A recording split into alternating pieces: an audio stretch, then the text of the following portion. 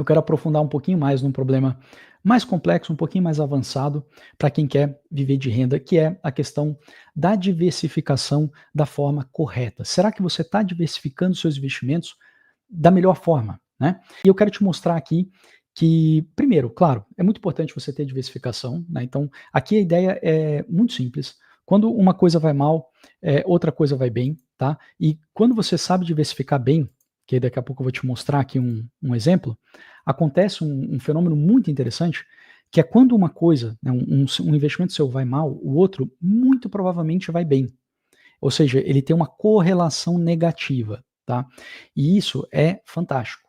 É como se você, por exemplo, vou dar um exemplo tosco aqui, mas imagina que você é um motorista de caminhão e você é dono de um posto, é dono de uma refinaria de petróleo, tá? O que vai acontecer? Quando o combustível estiver muito caro, né, vai estar ruim aquele frete de caminhão, né, da sua transportadora, só que você vai estar ganhando ali na sua refinaria. E quando o petróleo cair de preço, você vai perder ali na refinaria, só que a bomba de gasolina vai cair e a sua transportadora vai ter um lucro maior. Então, isso é só um exemplo idiota aqui, mas para você entender o que é correlação negativa. E existem setores, existem empresas na bolsa que te permitem fazer esse tipo de diversificação muito inteligente. Tá? Então, existe a diversificação via categorias de ações, que eu até já comentei um pouquinho, uma ação de crescimento rápido, crescimento lento, né, uma que paga bastante dividendo, uma que paga pouco dividendo, mas ao longo do tempo vai te pagar bastante dividendo. Existe a diversificação entre setores, então vou ter um banco, vou ter saúde, vou ter eletricidade, vou ter tecnologia, tudo isso aí é muito legal, isso aí é basicão, né, acho que qualquer conteúdo você vai achar pela internet vai dizer isso. Agora, aqui vem a novidade. Existem setores que faz sentido você ter na carteira, porque esses setores, eles atuam de uma forma com correlação negativa com a bolsa como um todo. Isso aí te permite ter uma maior proteção, tá? Então é aqui que eu quero trazer você para ter uma diversificação um pouco mais inteligente. De novo, isso aqui é um pouquinho mais avançado. Primeiro ponto que eu quero trazer, que é muito importante, é o ponto do investimento imobiliário, tá? Imóvel é muito legal. Então, assim, eu não vou entrar aqui nem naquela discussão besta de comprar imóvel ou não comprar imóvel, né? É claro que você tem que comprar imóvel, todo mundo tem que comprar imóvel. Agora, o ponto é, investir em imóvel, né, isso é diferente de você comprar um imóvel. Investir em imóvel, quando você fala a palavra investir, né, você já está pressupondo que você bota capital para voltar um capital maior. E além disso, a gente quer investir tendo renda, para que você viva de renda. Então, pensando em imóveis, a gente está falando de aluguel, né? Seria você comprar um imóvel para aquele imóvel depois se valorizar e você, durante esse tempo, auferir, né, receber aí aluguéis. Isso é muito interessante, isso é muito bom. Agora, e aí vem o ponto que muitos não sabem, né?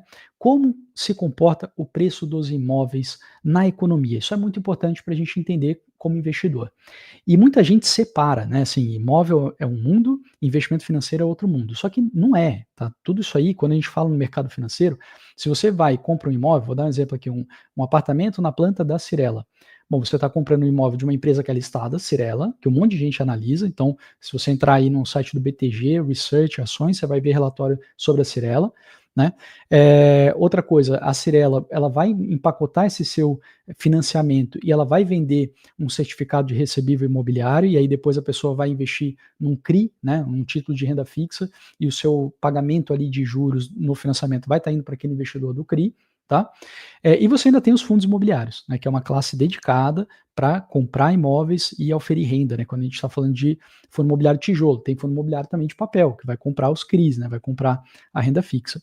Então, veja que não é separado. O setor imobiliário, eu diria até que ele é assim absurdamente dependente do setor financeiro, porque tudo envolve muito capital, seja para construir, para incorporar, né? Então, você pode sim e deve analisar o investimento imobiliário dentro da ótica do investimento financeiro, do mercado financeiro. E quando você fizer essa análise, você vai ter resultados muito interessantes. Qual é esse resultado? Você vai verificar que os imóveis, eles sobem de preço de uma certa forma parecida com a bolsa de valores. Isso é até um pouquinho óbvio. Então imagina que a economia está boa, as empresas estão tendo lucro. O que vai acontecer? Mais gente está ganhando dinheiro, mais gente está empregada, mais gente está comprando imóvel e o preço dos imóveis vai subindo, tá? Só que você vai ver uma outra característica interessante, que quando vem crise, né, o preço do imóvel, ele assim, ele dá uma barrigada absurda, tá, absurda, assim, é muito forte, né, o quanto o preço, cai.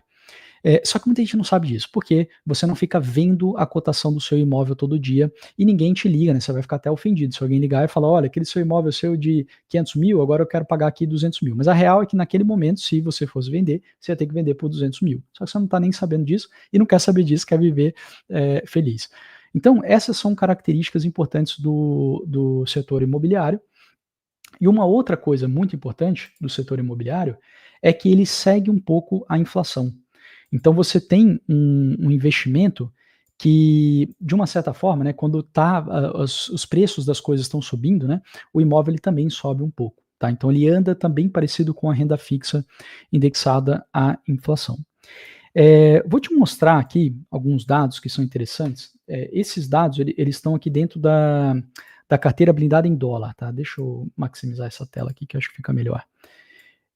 A carteira blindada em dólar é um bônus, tá, dentro da FIA, então quem entrar na FIA, as inscrições inclusive estão até abertas, vai ter acesso, né, a todos esses modos aqui, e aí tem toda uma descrição aqui detalhada, tá? Mas eu vou te mostrar, deixa eu ver aqui aonde que tá, que tem que eu mostro essa parte do imobiliário, vamos ver aqui, ó. Eu acho que vai estar aqui mesmo. Fixed income, dentro de cada casa, real estate, selecione, adicione classes,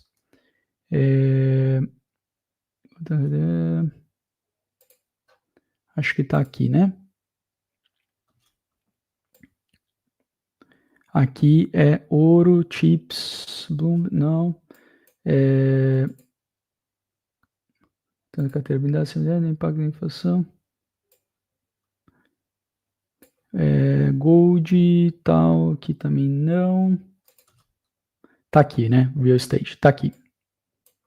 Vou até fechar aqui o de cima. Beleza, perfeito. Então, aqui, olha só que interessante esse dado aqui, tá? De novo, isso aqui está na carteira blindada em dólar, você pode depois ver com mais detalhe lá no módulo bônus, né, da FIA. Aqui é um negócio avançado de estatística, tá? Não vou entrar aqui em detalhe, mas você tem 6 fontes de incerteza, tá? 6 fontes de risco dentro desses investimentos. E aqui você tem vários investimentos. Uma renda fixa super segura, que seria o Tesouro Selic do Brasil, lá no caso da Bolsa Americana é o BIL.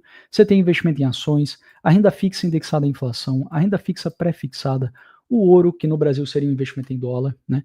E você tem aqui os imóveis. E olha só que interessante, se a gente observar essas duas fontes de risco aqui, que é uma fonte gigantesca para ações, então a gente vê aqui o PC1 impacta aqui, ó, principalmente as ações, né? E você vê que nos imóveis também, 84%, tá? E o PC2 também você vê que os dois se movem juntos. Ou seja, a maior fonte de incerteza que impacta o lucro das ações também impacta o resultado dos imóveis. É isso que eu quero que você tenha na cabeça, tá?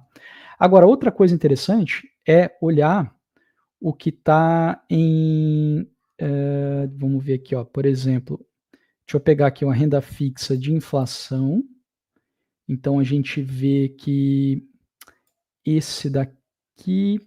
Não, eu acho que é mais isso que é interessante. Então é você olhar o investimento imobiliário como parte de um investimento em ações. Tá? Então isso é muito importante. Ele é parte renda fixa, parte investimento em ações. Então, essa é uma diversificação inteligente para você. Então, se você pegar e falar, olha, eu vou ter 40% em ações. Talvez desses 40% você possa dedicar 10% para investimento imobiliário. Né? E aí seria, no caso do Brasil, fundo imobiliário. Né? No caso da Bolsa Americana, a gente vai ver daqui a pouco quais ETFs que são interessantes. Essa é a primeira diversificação que eu acho que é muito interessante de você fazer, né? De você pensar. Tá? Então, pensa em imóveis como. E detalhe, como o imóvel anda muito junto da bolsa, na minha opinião, não faz muito sentido você dedicar tanta energia para imóveis como você dedicaria para ações. Então, ações é um investimento que vai te entregar muito mais retorno no longo prazo do que imóvel. Então, e imóvel mexe parecido. Então, não é uma correlação negativa. Lembra aquilo que eu estava falando? Então, quando um vai mal, o outro vai bem? Não, isso não é verdade. Quando suas ações caírem, os imóveis vão subir de preço? Não é verdade. Vai cair de preço também. Então, é uma classe que, na minha opinião, ela vai estar sempre subjugada, entendeu? Ela vai estar sempre abaixo, né? Você deve primeiro se dedicar na seleção de ações. E parte do que você vai investir em ações, você pode dedicar para imóveis caso você queira. Essa é a cabeça da diversificação aqui inteligente com imóveis, tá? Ok, outra diversificação que é inteligente e que aí a gente vai entrar aqui em algo ainda um pouco mais avançado, mas que pela estatística a gente consegue concluir coisas interessantes, é o setor de investimento, né, de ações de consumo não cíclico. O que são ações de consumo não cíclico? São aquelas empresas que vendem produtos que não dependem do ciclo econômico. Tá? Então, assim, é meio óbvio, né? Vou dar um exemplo, tipo um papel higiênico. Né? Um papel higiênico você vai consumir, esteja em crise ou não esteja em crise, né? E aí, claro, né, tem setores mais importantes disso, empresas, né, mais importantes dentro desse setor. E aí a gente consegue olhar aqui com a estatística, de novo vou te mostrar aqui, a gente fez isso na carteira blindada em dólar, o consumo não cíclico, olha só que interessante. A gente observa que ele é parecido com o ouro, olha só que interessante. Tá?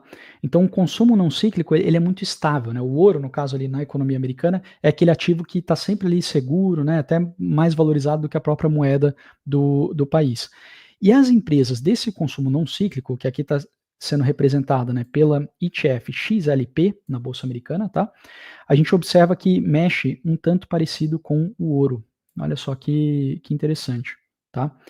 E também tem parecido aqui com o IEF, que é a renda fixa pré-fixada, tá? Ou seja, a gente vê que esse consumo não cíclico, ele tem uma pegada de porto seguro, então quando vier uma crise, né, ele pode até se valorizar, ou seja, as ações vão cair muito menos do que a média do mercado, e também a gente pode pensar que quando as taxas de juros estiverem numa taxa muito interessante, esse setor também vai ser um setor bem atrativo para a gente investir. Então, faz total sentido você olhar com carinho para esse setor, para o setor de consumo não cíclico. Deixa eu ver aqui se eu consigo te mostrar quais são as empresas, por exemplo, dentro desse setor. Então, se a gente pegar aqui a ETF XLP, tá? Vou colocar aqui, por exemplo, etf.com/XLP. Eu acho que isso aqui funciona. Para você ter uma ideia de o que são essas empresas, né, do setor de consumo não cíclico. Ó, vamos ver aqui, está carregando, né? Carregou? Ainda não? Deixa eu atualizar aqui. Cadê? Classificação. Isso aqui não está querendo carregar. ETF XLP. Vamos ver aqui. Será que o Yahoo Finance acho que não vai mostrar? Não sei aonde que é legal de ver. Vamos ver se no Morningstar mostra. Esse outro site aqui não quer carregar, meu. My Portfolio, Performance, Holdings. Não está carregando. Vamos ver se aqui mostra. Tá, Aqui, ó. As top 10. Deixa eu dar um zoom aqui para você ver, ó. Então, Procter & Gamble, né? Procter & Gamble são produtos, né, como eu falei, né, tipo papel higiênico, assim, né? Pasta de dente, sei lá o quê. Walmart, Coca-Cola, Pepsi, Philip Morris, essas aqui eu nem conheço. Ó, Colgate, Palmolive, tá? E assim vai. Então, aí seria questão de pesquisar aqui um pouquinho o que é essa empresa e tal. Eu até falei, né, usei aqui no começo da live a Ambev, né? A Ambev, para mim, é um exemplo bem clássico de consumo não cíclico, tá? Então, é um setor especial que você deve olhar com carinho para você diversificar, porque é um setor, de novo, que passa muito bem, né, durante crises e que tem até um componente parecido ali com a renda fixa. E vou te dar uma terceira, e aí esse aqui para mim é muito legal. Aliás, antes dessa terceira, vou te falar um outro setor público, tá? Desculpa, um outro setor de investimento que é muito interessante, que é o investimento de utilidades públicas. Deixa eu mostrar aqui na tela para você compreender aqui, ó. Então agora eu vou fechar aqui o de consumo não cíclico e vamos ver aqui utilities. Utilidade pública é saneamento, eletricidade, tá? Basicamente é isso, né? E aí a gente vai ver aqui, ó, a mesma coisa, um movimento, né? parecido aqui com o ouro, ou seja, aquele risco, né, aquela incerteza grande dentro desse setor está muito atrelada à incerteza no ouro, então tem a ver com um certo porto seguro, né, e tem a ver aqui também com a renda fixa, aqui no caso, vamos ver aqui, não, acho que nem tem tanto a ver com a renda fixa, né, vamos ver aqui, ó, essa parte de correlação negativa com a bolsa, não, então é mais um porto seguro mesmo. Então, ou seja, de todos os setores da bolsa, né, esse setor de utilidades também é um setor que, quando a bolsa estiver caindo, provavelmente ele não vai cair tanto. E aí isso vai te dar bastante segurança. Então é um setor também para você olhar com muito carinho, tá? Não é, vamos dizer assim, tão porto seguro, né, ou tão renda fixa ali como é o caso do consumo não cíclico, né, mas é um setor interessante para proteção. E aí agora, por fim, né, eu vou te dar aqui a terceira diversificação inteligente que é avançada e você vai ver, assim, sei lá se alguém um dia falou na internet isso, é o setor de energia. Setor de energia eu estou falando petróleo, tá, principalmente. Não é setor, aqui é importante falar isso, né, quando eu falo setor de energia no Brasil parece que é transmissão, geração de eletricidade. Não, não, não. Estou falando energia, petróleo. Poderia até ser usinas, tá, usinas atômicas, né, coisa assim. Esse é um setor importantíssimo, tá? Importantíssimo. Porque o mundo gira em torno de geração de energia, né? Se a gente pensar em inteligência artificial, depende de uma energia violenta.